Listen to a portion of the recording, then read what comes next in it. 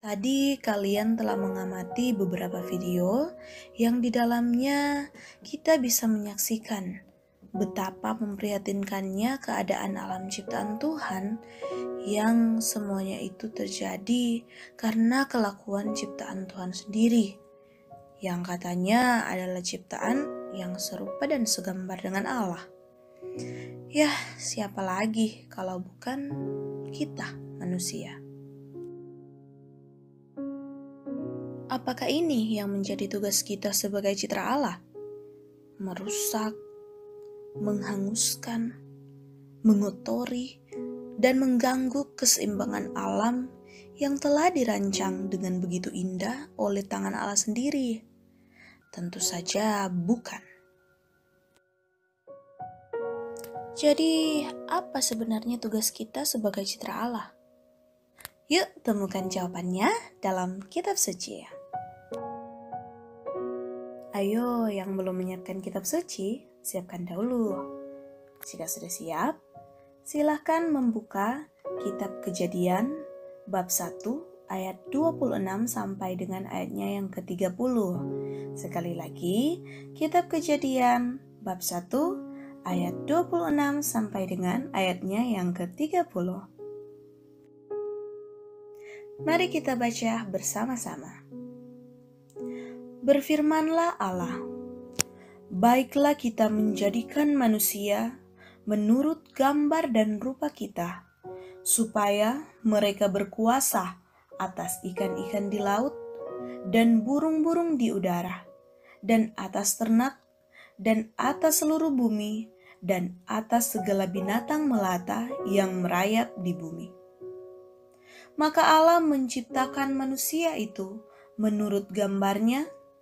Menurut gambar Allah, diciptakannya dia, laki-laki dan perempuan, diciptakannya mereka. Allah memberkati mereka, lalu Allah berfirman kepada mereka, beranak cuculah dan bertambah banyak, penuhilah bumi dan taklukkanlah itu, berkuasalah atas ikan-ikan di laut dan burung-burung di udara, dan atas segala binatang yang merayap di bumi. Berfirmanlah Allah, lihatlah, aku memberikan kepadamu segala tumbuh-tumbuhan yang berbiji di seluruh bumi, dan segala pohon-pohonan yang buahnya berbiji. Itulah akan menjadi makananmu. Tetapi kepada segala binatang di bumi, dan segala burung di udara, dan segala yang merayap di bumi, yang bernyawa, kuberikan segala tumbuh-tumbuhan hijau menjadi makanannya. Dan jadilah demikian. Dari bacaan kitab suci yang kita baca bersama tadi, ditegaskan keseluruhan martabat manusia sebagai citra Allah. Sebagai citra Allah, manusia ditugaskan untuk beranak cucu dan bertambah banyak, memenuhi bumi dan menaklukkannya, dan menguasai ciptaan Allah lainnya. Nah, panggilan tersebut harus dipahami dalam konteks keselamatan, sebagaimana yang dikehendaki Allah sendiri, yakni keselamatan secara utuh, bukan hanya keselamatan diri manusia sendiri, melainkan ada kaitannya dengan ciptaan Allah lainnya. Jadi, jangan hanya karena manusia adalah citra Allah yang diberi kuasa untuk memenuhi dan menaklukkan bumi dan seluruh ciptaan, jadi kita bebas merusak alam demi kepentingan pribadi kita sendiri, seperti dalam kasus di video animasi yang kita lihat tadi. Justru, tugas kita sebagai citra Allah adalah bertanggung jawab untuk menjaga apa yang sudah diciptakan Allah dan dipercayakan kepada kita. Kita tidak boleh egois sehingga merusak ciptaan Tuhan hanya untuk kepuasan kita. Kita harus bijak dalam menggunakan kekuasaan yang Allah berikan kepada kita. Kita boleh makan ikan, tapi tidak boleh merusak habitat ikan. Kalau habitatnya rusak, nanti mereka mau hidup di mana? Kita juga boleh potong pohon untuk membangun rumah, tapi jangan sampai hutannya gundul juga. Kalau hutan tidak ada lagi, nanti burung, tupai, kelinci, dan binatang lain yang hidupnya di hutan mau tinggal di mana? Apa mau mereka semua nginap di rumah kita? Kita juga boleh menggali bumi untuk mendapatkan bahan bakar agar listrik tetap menyala dan kita bisa belajar online.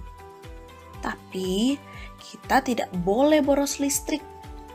Jika tidak diperlukan, matikan lampu, matikan TV, matikan alat-alat elektronik lainnya agar listrik tidak terbuang percuma.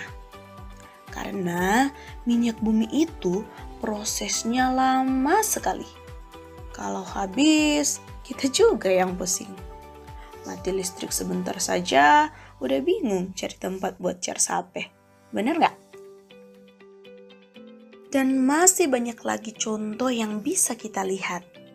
Pokoknya, apapun yang kita perbuat pada ciptaan Tuhan, perbuatlah itu dengan bertanggung jawab.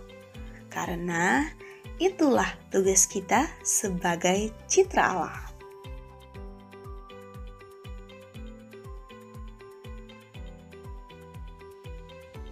Kita sudah tiba pada kesimpulan nih.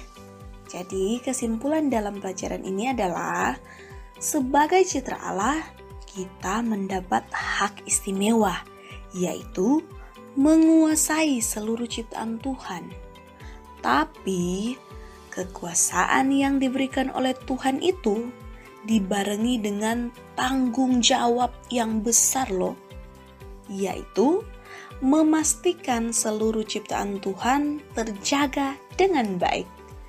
Singkatnya, tugas kita sebagai citra Allah adalah berkuasa atas alam ciptaan Tuhan dan dengan penuh tanggung jawab menjaga keutuhan dan keselamatan ciptaan Tuhan itu.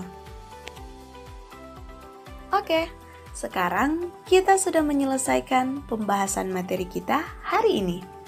Semoga kalian memahami dengan baik ya.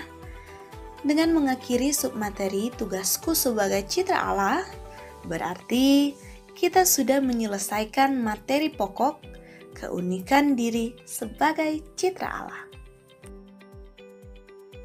Setelah video pembelajaran ini berakhir, silahkan mengikuti evaluasi yang akan dibagikan melalui Classroom ya. Terima kasih atas perhatiannya. Sampai jumpa minggu depan pada kegiatan belajar selanjutnya.